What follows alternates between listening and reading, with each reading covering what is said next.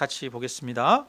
하나님 말씀은 룻기 4장 13절에서 22절까지 말씀입니다. 룻기 4장 13절에서 22절까지 우리 한 목소리로 같이 읽습니다.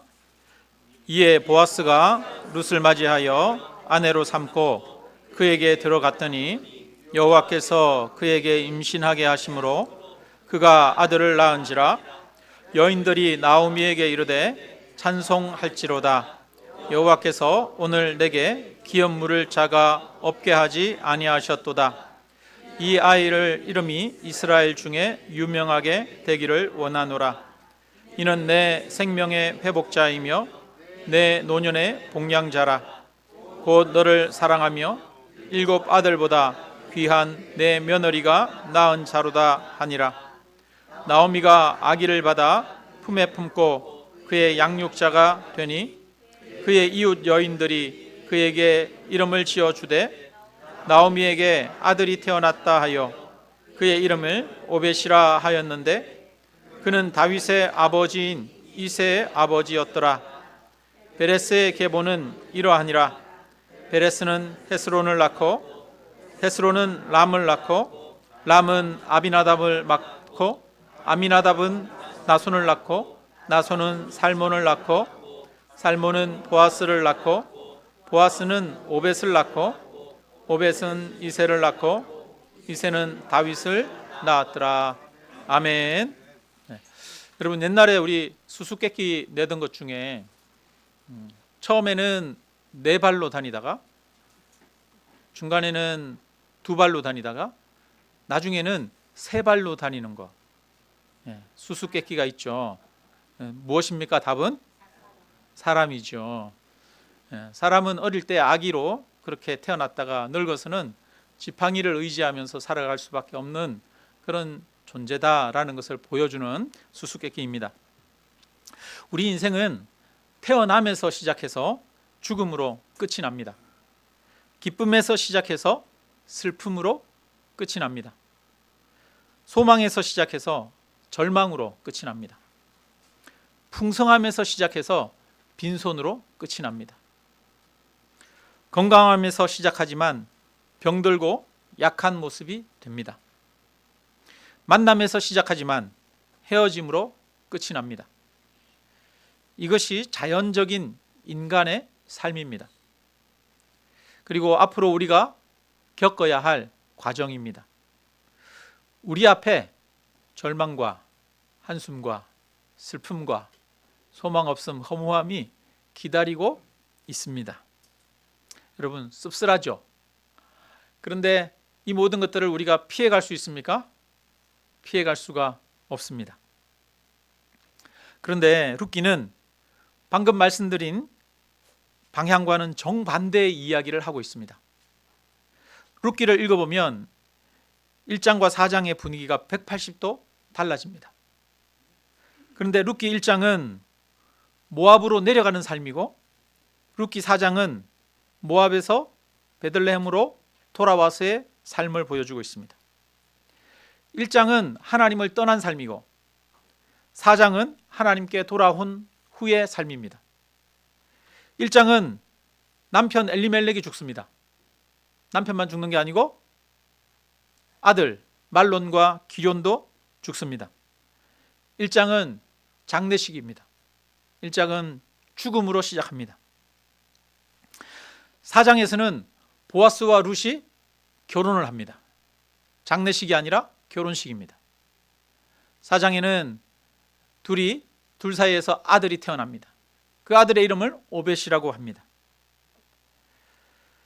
죽음으로 시작했지만 생명으로 끝이 납니다. 1장에는 슬픔과 절망이 가득합니다. 나오미는 자신의 이름을 더 이상 나오미라 하지 마라. 나의 이름을 마라라고 해라. 마라. 써서 먹을 수 없는 말, 물이다. 먹을 수 없다. 그렇게 말합니다. 절망을 이야기합니다. 그러나 4장에서는 하나님을 찬송하고 기뻐합니다. 1장에서는 모든 것을 잃고 텅 빈 빈털터리가 되었지만 4장은 모든 것이 가득히 채워집니다. 룻기는 사람이 시간이 흐르면서 겪게 되는 자연적인 삶을 살아가는 것과 반대를 이야기하고 있습니다. 그러니까 룻기가 이상한 거죠. 그렇지 않습니까? 보통 우리의 삶은 4장에서 1장으로 가는 게 정상적인 삶입니다. 그런데 성경은 무엇을 말합니까? 1장에서 4장을 말하는 거예요. 하나님 안에서 살아가는 삶은 이처럼 자연적인 삶에서 경험하는 그 삶과는 반대되는 삶을 살게 될 수 있는 줄로 믿습니다. 보통 사람들은 희망적으로 시작했다가 절망적으로 끝납니다. 그리스도인의 삶은 절망이 아니라 소망으로 끝나고 슬픔이 아니라 기쁨으로 끝나는 것이 그리스도의 삶입니다. 오늘이 2025년 첫 주일입니다. 우리의 삶이 지금 룻기 1장과 같은 그런 삶일지라도 올해가 끝나는 12월에는 룻기 4장과 같은 삶이 되기를 주님의 이름으로 축원합니다. 구약 성경의 순서를 보면 사사기, 룻기, 그다음에 사무엘 상하 이렇게 되어 있습니다. 이 세 책은 시기적으로 연속되어 있다고 할 수 있습니다. 그런데 사사기에는 여러 전쟁의 이야기, 또 사사들의 이야기, 여러 영웅담들이 등장합니다. 그리고 중간에 룻기가 있고 사무엘 상하가 있는데 사무엘에 들어가면 사무엘 선지자의 이야기, 사울 왕의 이야기, 다윗이 왕이 되는 과정들, 이런 이야기들이 나옵니다. 그런데 그 룻기에 나오는 이 사사기와 사무엘 상하 중간에 나오는 룻기의 이야기는 분량도 작고 뿐만 아니라 특별한 영웅들의 이야기가 아니라 아주 소시민적인 사람들의 이야기를 나타내고 있습니다. 룻기에는 전쟁 이야기도 없습니다. 나라를 구하는 이야기도 없습니다. 그저 흉년이 들어서 먹고 살기 위해서 외국으로 갔다가 과부가 되어서 빈털터리가 되어서 돌아오는 아주 평범한 사람들의 이야기를 기록하고 있습니다. 농사짓고 일하고 살아가는 평범한 삶의 이야기입니다. 그것도 여인들의 이야기입니다. 인생의 환난을 당해서 궁핍을 겪고 소망을 잃어버린 채 살 길을 찾아 몸부림치는 가련하고 불쌍한 인생의 이야기가 룻기입니다. 그런데 이 룻기가 사사기와 사무엘 상하를 잇는 그 중간 다리 역할을 하고 있습니다. 사사기와 사무엘 상하 사이에 끼어 있습니다. 룻기 마지막에 보면 우리가 읽었던 18절부터 보면 족보가 기록되어 있는데요. 베레스는 헤스론을 낳고 헤스론은 람을 낳고 람은 아비나답을 낳고 아미나답은 나손을 낳고 나손은 살몬을 낳고 살몬은 보아스를 낳고 보아스는 오벳을 낳았고 오벳은 이새를 낳고 이새는 다윗을 낳았더라. 이렇게 끝이 납니다. 여기에 베레스는 누굽니까? 베레스는 이 애굽 땅으로 내려가기 전에 야곱의 아들 유다가 낳은 아들입니다. 그러니까 출애굽하기 전에 애굽으로 내려가기도 전에 이야기입니다. 그 베레스로부터 시작해서 다윗으로 끝이 나죠. 그런데 그 긴 역사 속에 누가 태어나는 이야기? 오벳이라고 하는 한 아이가 태어나는 이야기를 하고 있는 겁니다. 그런데 여기에 나오는 이 족보는 신약 성경의 첫 번째 책인 마태복음 1장에 나오는 족보와도 연결되어 있습니다. 이 족보가 예수님의 족보가 됩니다. 아주 가련하고 불쌍하고 또 평범한 이방 여인 룻의 삶이 온 인류의 구원과 관련되어 있다는 것입니다.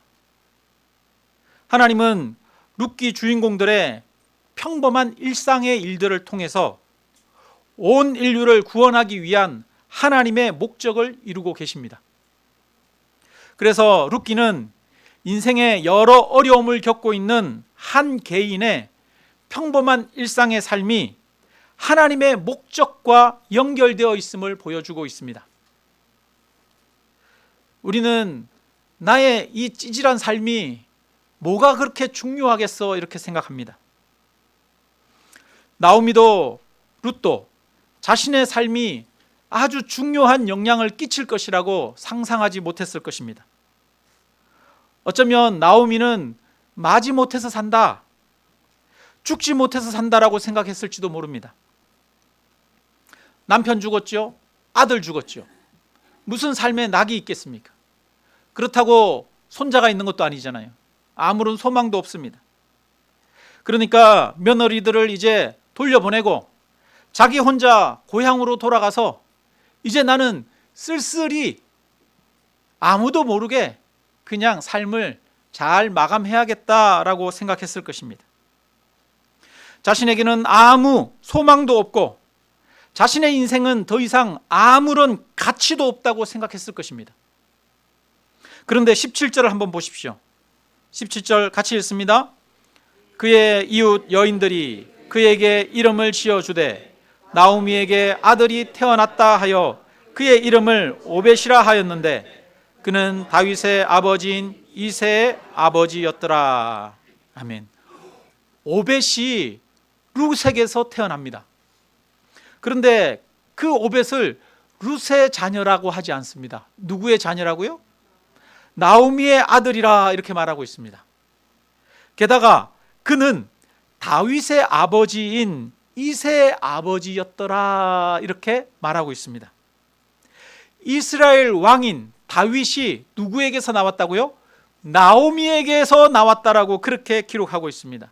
이 말은 나오미가 남편 죽고 아들 죽고 손자도 없이 이제는 의미 없고 가치 없는 그런 삶이 아니라 이스라엘의 왕이 되는 이 다윗에게 중요한 영향을 끼치는, 인류사의 구원에 영향을 끼치는 너무나 귀하고 가치 있는 인생이라는 것을 이야기하는 것입니다. 인생의 여러 어려움을 겪으면서 살아가는 평범한 사람들의 삶 가운데 하나님의 위대하고 놀라운 목적이 있다는 것을 보여주고 있습니다. 여러분, 나오미와 룻의 삶만 특별한 하나님의 목적이 있는 것이 아닙니다. 오늘 우리들의 삶도 하나님의 큰 목적이 있음을 믿어야 합니다. 우리 중에 내 한 몸 건사하고 살아가는 것 자체도 버겁고 힘들어서 나의 삶이 무슨 이 세상에 영향력이 있고 무슨 가치가 있고 무슨 의미가 있나 라고 그렇게 생각하시는 분들이 있습니까? 나오미의 삶이 그렇습니다. 그런데 하나님께서는 그 나오미의 삶이 가치 없고 무의미한 삶이 아니라 하나님의 목적을 이루는 삶이라고 말씀하고 있는 것입니다. 그것처럼 저와 여러분의 평범한 삶도 가치 없고 무의미한 삶이 아니라는 것입니다. 하나님의 목적을 이루는, 하나님의 목적을 위해서 부름받은 삶이라는 것을 믿으시기를 주님의 이름으로 축원합니다. 나오미는 절망과 빈곤을 겪음으로써 다시 베들레헴으로 돌아오게 되고 이삭을 줍게 되고 그리고 보아스를 만나게 되어서 결국은 예수님의 조상이 되었습니다. 우리가 세상에서 가진 재물이 적다고 우리의 삶이 무가치한 것이 아닙니다. 우리가 적게 배웠다고, 남들보다 능력이 부족하다고 우리의 삶이 무가치한 것이 아닙니다. 하나님은 우리를 향한 목적을 가지고 계시고 우리를 사용하셔서 하나님의 목적을 이루기를 원하십니다. 하찮은 것 같은 우리의 삶이 하나님과 그 나라를 위해 어떻게 사용되어질지 우리는 예상할 수 없고 알 수 없습니다. 나오미와 룻의 삶이 온 인류의 구원을 위해 구주가 오시는 일에 사용되어졌던 것처럼 우리의 삶도 하나님이 사용하실 줄로 믿고 나의 삶을 소중하게 여기시기를 주님의 이름으로 축원합니다. 나의 삶이 가치 있음을 믿으시기를 주님의 이름으로 축원합니다. 그래서 우리는 오늘도 내가 살아가는 한 걸음 한 걸음, 나의 하루하루를 소중하게 생각하면서 믿음 안에서 담대하게 걸어가야 할 줄로 믿습니다. 룻기는 우리의 삶의 목적이, 그리고 우리의 삶의 회복이 그리스도를 만나고 그리스도와 함께 살아가는 데 있음을 보여주고 있습니다. 우리가 그리스도를 만날 때 텅 빈 삶이 가득 찬 삶으로 채워질 수 있습니다. 룻은 보아스를 만남으로써 그의 인생이 바뀌었습니다. 룻은 가난한 과부, 이방 여인에 불과합니다. 천대받고 무시당하는 여인입니다. 룻은 소망이 없는 여인입니다. 룻이 특별한 능력이 있거나 힘이 있는 것이 아닙니다. 룻은 기업을 물려줄 사람을 만나야 합니다. 그런데 그 기업을 물으는 것은 경제적으로 큰 손실이 되는 것입니다. 일반적으로 생각할 때 기업을 물려줄 사람을 기대할 수 없습니다. 그런데 감사하게도 룻에게 기업을 물려줄 사람이 나타났습니다. 그를 건져주고 구원해줄 구속자가 나타났습니다. 룻의 필요를 채워줄 보아스가 나타났습니다. 룻기의 주인공은 룻이라기보다는 룻의 기업을 물려준 보아스가 주인공입니다. 왜냐하면 이 보아스는 우리를 구속하여 주시는 예수 그리스도를 나타내는 인물이기 때문입니다. 아까 룻기 1장과 룻기 4장의 분위기가 180도 달라진다고 말씀드렸습니다. 룻기 1장은 죽음과 절망, 빈곤과 슬픔이 가득하지만 룻기 4장은 생명과 소망, 기쁨과 풍요가 가득합니다. 이렇게 모든 것이 달라질 수 있었던 근본적인 이유는 보아스를 만났기 때문입니다. 보아스를 만나서 자유롭게 이삭을 주음으로 먹고 살아갈 수 있는 길들이 열렸고, 보아스를 만났기 때문에 땅을 되찾았고 아들을 낳을 수 있었습니다. 보아스와의 만남이 나오미와 룻의 인생을 결정적으로 바꾸었습니다. 모든 변화는 보아스와의 만남 때문이었습니다. 보아스는 예수 그리스도의 육신적 조상일 뿐 아니라 영적인 예표입니다. 우리도 이 땅에서 살아가면서 룻기 1장과 같은 삶을 겪을 수 있습니다. 삶의 기근을 겪고 살아남기 위해서 세상으로 가서 길을 잃고 방황하는 인생을 살 수 있습니다. 모든 것을 잃고 빈손이 될 수도 있습니다. 그럴 때 우리는 나의 보아스 되는 예수님을 만나야 합니다. 예수님을 만날 때 텅 빈 삶이 가득 찬 삶으로 채워질 수 있습니다. 예수님을 만날 때 모든 것이 바뀌게 됩니다. 예수님을 만나는 것이 중요합니다. 나오미와 룻이 겪은 그 모든 여정과 아픔은 보아스를 만나기 위한 그런 과정이었습니다.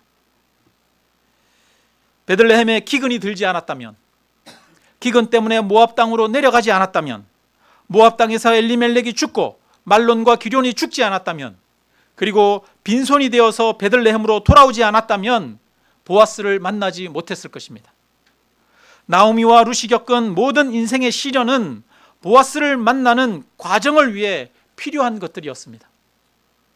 마찬가지로 우리가 예수님을 만나기 위해서 내 인생이 망해야 했다면 그것은 저주가 아니라 축복입니다.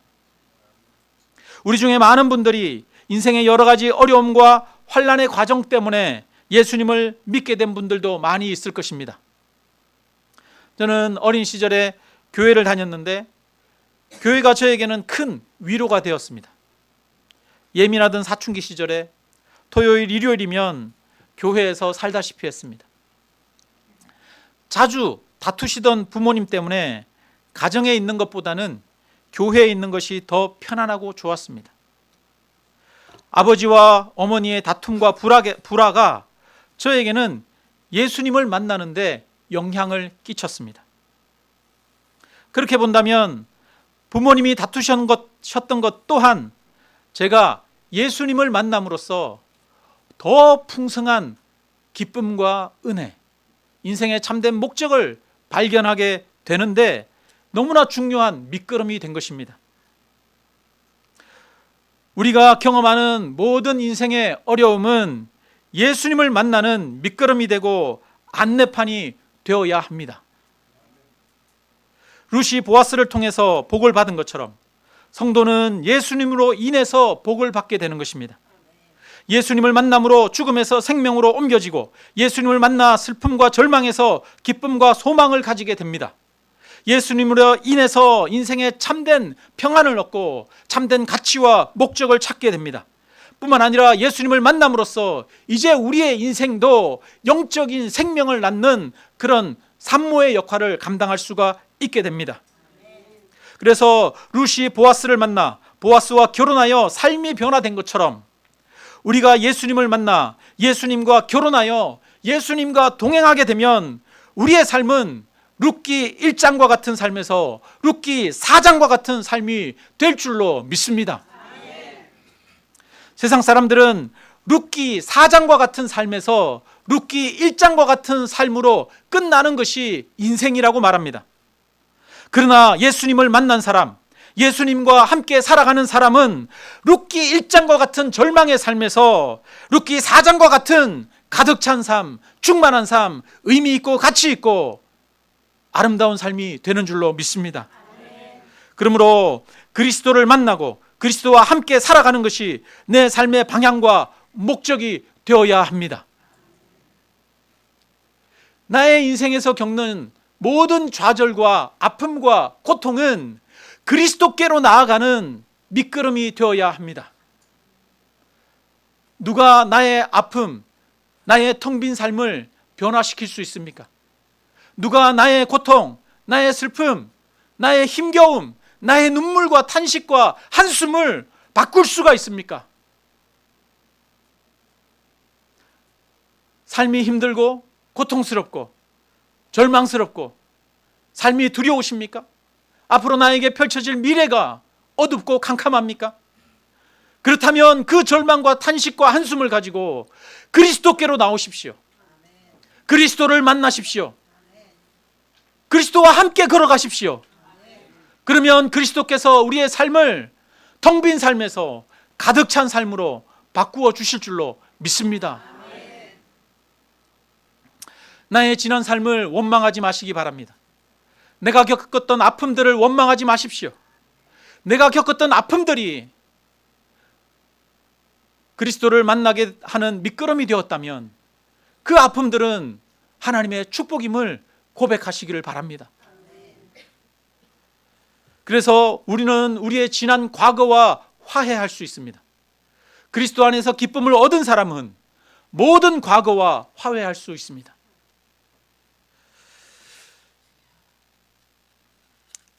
마지막으로 이 모든 것이 오직 은혜 때문이라는 것입니다. 은혜는 받을 자격이 없는 자에게 그저 주는 것을 말하는 것입니다. 은혜는 선물을 말하는 것입니다.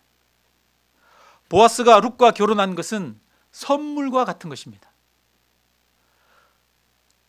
보아스는 룻과 결혼할 필요가 없습니다. 오히려 룻과 결혼하는 것이 보아스에게는 희생이고 손해입니다.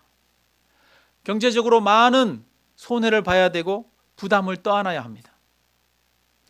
그리고 룻에게는 보아스와 결혼해 달라고 할 만한 자격이 없습니다. 룻은 이방 여인에 불과합니다. 게다가 룻에게는 기업을 물려줄 우선순위에 다른 남자가 있습니다. 그럼에도 룻이 보아스를 만날 수 있었던 것은 보아스가 룻에게 베풀어 준 은혜 때문이었습니다. 자격 없는 자에게 베푸는 은혜, 그 은혜를 잘 보여주는 것이 바로 예수님의 족보입니다.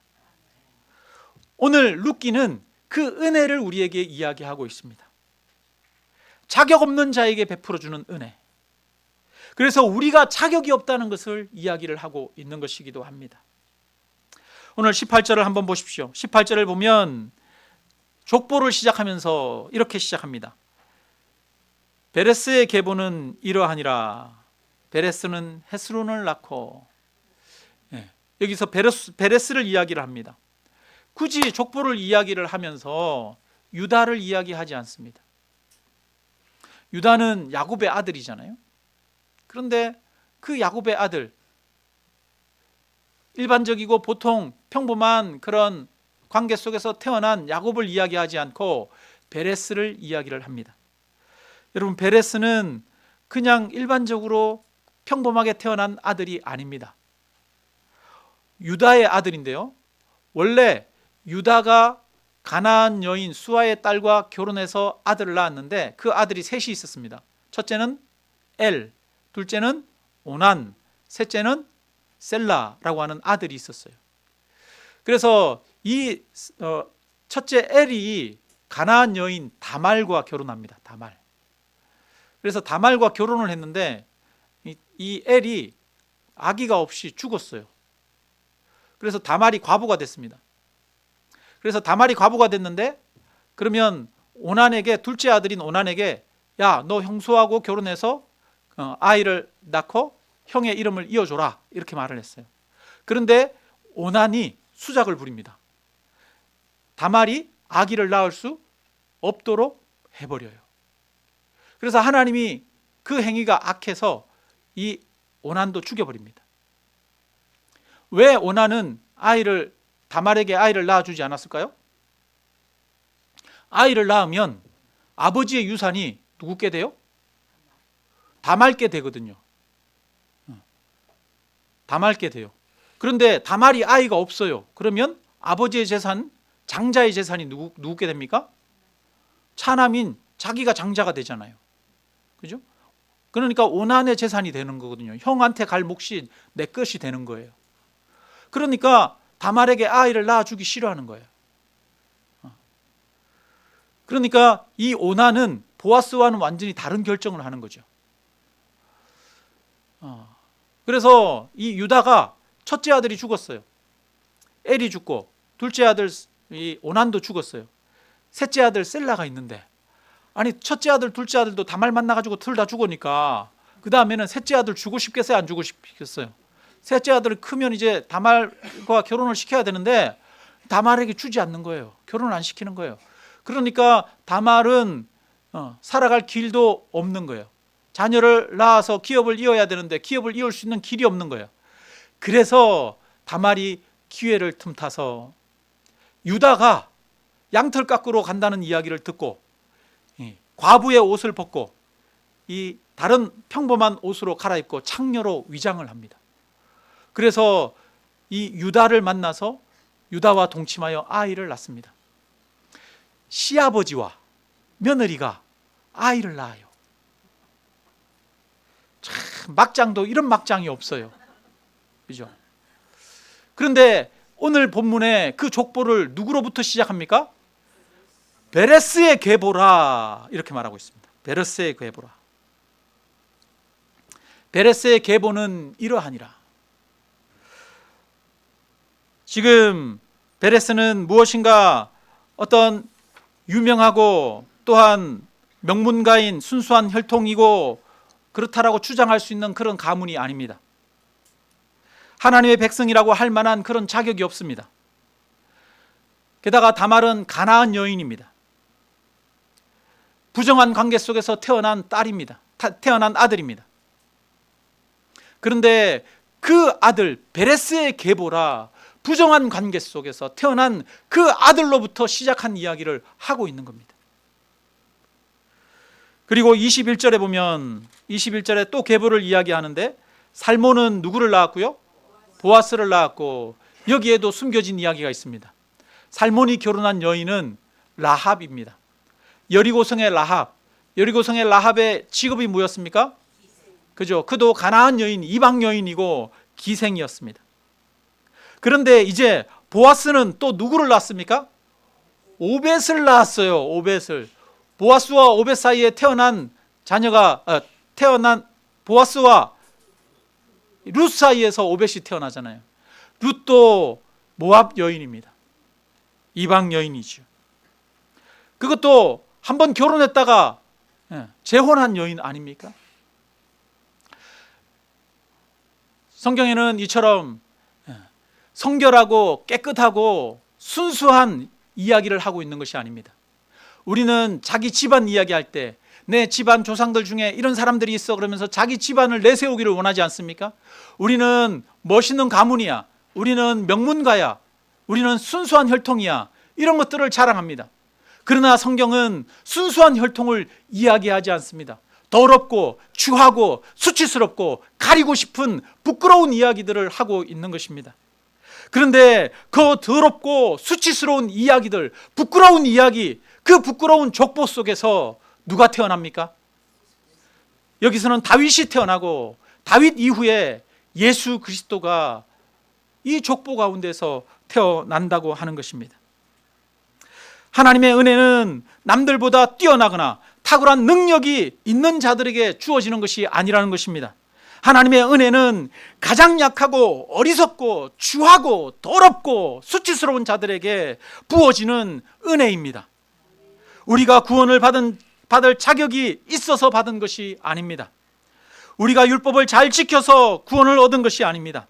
자격이 없지만 그리스도께서 우리에게 은혜를 베푸셔서 우리를 위해 십자가에서 죽어주신 것입니다. 그래서 우리는 오직 은혜로 구원을 얻는 것입니다. 예수 그리스도의 족보는 오직 은혜로 구원 얻는다는 것을 보여줍니다. 룻기에는 은혜라고 하는 단어가 많이 나오거든요. 그 중에 룻기 2장에 보면 룻이 이삭을 죽으러 갈 때 이렇게 말합니다. 어머니, 내가 이삭을 죽으러 가겠습니다. 나를 보내주십시오. 내가 누구에게 은혜를 입으면 그를 따라가서 이삭을 줍겠다, 이렇게 말합니다. 이삭은 남들이 추수하고 나서 버려져 있는 그런 작은 알맹이들 아닙니까? 그 나다를 줍는 것조차 자기에게는 자격이 없다는 거예요. 그래서 누구인가에게 은혜를 입으면 내가 추수하고 남은 그 나다를 줍겠습니다 라고 말하는 것입니다. 그 나다를 줍는 것조차 나에게는 자격이 없고 나에게는 내가 은혜를 받아야 한다, 허락을 받아야 된다라는 이야기입니다. 예수님이 수로보니게 여인이 예수님에게 찾아옵니다. 그래서 자기 딸을 고쳐달라고 말합니다. 수로보니게 여인은 이방 여인입니다. 그러자 예수님이 그 이방 여인에게 말하죠. 자녀에게 줄 떡을 개들에게 던지는 것이 마땅치 않다라고 말합니다. 유대인들은 자녀들이고 이방 여인인 너는 개와 같다는 이야기지요. 그런데 수로보니게 여인이 말합니다. 주님의 말씀이 옳습니다만 개들도 주인의 상에서 떨어지는 부스러기를 먹지 않습니까? 나는 개와 같은 자입니다. 나는 자격이 없는 자입니다. 맞습니다. 맞습니다. 나는 자녀가 아닙니다. 나는 개와 같은 자입니다. 그러나 개들도 부스러기를 먹지 않습니까? 내가 자격이 없을지라도 내게 부스러기라도 나누어 주는 은혜를 베풀어 달라고 그 앞에 엎드리는 것이지요. 나는 자격이 없는 자라는 것을 알기에 부스러기조차도 은혜로 여기고 그 은혜를 구하는 마음이 있어야 하는 것입니다. 룻도 나는 이방 여인, 모압 여인이 아닙니까? 나는 자격이 없습니다. 내가 누군가에게 은혜를 입으면 떨어진 나달 그것을 내가 줍겠습니다. 은혜를 구하고 있습니다. 은혜를 구한다는 것은 나에게 자격이 없다는 것을 인정한다는 것입니다. 여러분, 오늘날 우리 같으면 뭐라고 그러겠습니까? 자녀에게 줄 떡을 개들에게 주는 것이 마땅치 않다. 그럼 뭐라고 그러겠습니까? 저보고 개라고요? 아니, 어떻게 그렇게 나를 무시할 수 있습니까? 내가 그렇게 하찮아 보입니까? 내가 그렇게 만만하게 보입니까? 나를 무시하는 겁니까? 우리는 그렇게 대답하지 않겠습니까? 그런데 이 여인은 맞습니다. 나는 개와 같습니다. 나에게는 권리가 없습니다. 나는 정말 하찮은 백성입니다. 나는 자격이 없습니다. 라고 고백하는 것입니다. 우리는 어떻습니까? 우리는 맞습니다. 나는 자격이 없습니다. 그 마음으로 여기에 앉아 계십니까? 아니면 나에게는 권리가 있는데 왜 나에게 주어진 그 권리를 주지 않는 거야? 라고 그렇게 부르짖고 있지는 않습니까? 우리는 하나님의 은혜를 구하는 마음으로 나아가야 합니다. 그것은 내가 아무런 자격이 없다는 것을 인정하는 것입니다. 베레스의 가문은 수치스럽고 더럽고 추한 역사를 나타내는 것 아니겠습니까? 우리의 삶이 얼마나 더럽고 수치스럽고 추합니까? 우리가 하루 동안 살아가면서 내가 생각하고 내가 말하는 것 하나하나가 다 기록이 된다고 생각해 보십시오. 그렇게 문장으로 다 내 생각과 내 말들과 모든 것이 다 기록이 되었다면, 그것을 하루를 마치고 나서 다시 내가 읽어본다면 우리의 그 생각 속에는 얼마나 악하고 더럽고 음란한 것들이 있겠습니까? 우리는 단 하루도 아름답게 거룩하게 살아갈 수 없는 존재가 아닙니까? 우리는 더럽고 수치스러운 자들입니다. 우리는 하나님으로부터 은혜를 받을 만한 자격이 없는 자들입니다. 그래서 하나님의 은혜가 필요합니다. 부스러기 같은 은혜라도 하나님 나에게, 나는 자격이 없지만 나에게 그 부스러기라도 은혜로 허락하여 주옵소서 라고 하나님 앞에 엎드리고 기도하는 그런 마음이 우리에게 필요한 줄로 믿습니다. 그래서 우리가 아무런 권리가 없음을 인정할 때 우리에게는 불평과 원망이 사라집니다. 나에게 아무런 권리가 없음을 인정할 때 우리가 무엇인가를 하고도 종은 무익한 종입니다. 하여야 할 일을 했을 뿐입니다 라고 말하게 되는 것이지요. 우리는 하나님 앞에 나아갈 때 나에게는 자격이 없음을 깨닫고 개들에게 던져주는 부스러기 같은 은혜라도 내게 베풀어 주기를 구해야 합니다. 이렇게 간절히 오직 하나님의 은혜만을 구해야 합니다. 그럴 때 하나님께서 우리와 함께 하셔서 우리의 삶이 룻기 1장과 같은 삶에서 룻기 4장과 같은 삶으로 변화시킬 줄로 믿습니다. 우리의 삶이 변화되는 것은 오직 예수 그리스도의 은혜로 되어집니다. 우리의 노력으로 되어지는 것이 아니고 우리의 자격으로 되어지는 것이 아니고 오직 우리와 함께 하시는, 우리를 긍휼히 여기시는, 우리를 사랑하시는 하나님의 은혜로 되어지는 것입니다. 하나님은 저와 여러분을 사랑하십니다. 하나님은 지금도 우리와 함께 하십니다.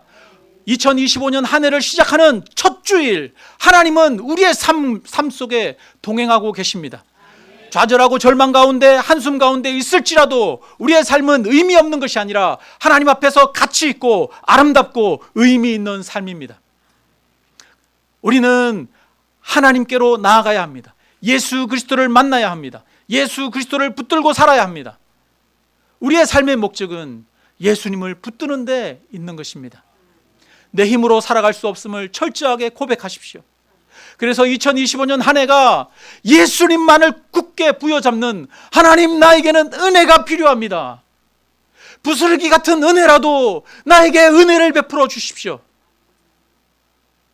그럴 때 하나님께서 룻에게 보아스를 만나게 하신 것처럼, 그래서 그녀의 삶이 룻기 1장의 절망의 삶에서 가득 찬 삶으로 바뀌어진 것처럼 우리의 삶도 텅 빈 삶에서 충만해진 삶으로 하나님께서 바꾸어 주실 줄로 믿습니다. 이 믿음으로 한 주를 살아가게 되기를 주님의 이름으로 축원합니다. 아멘.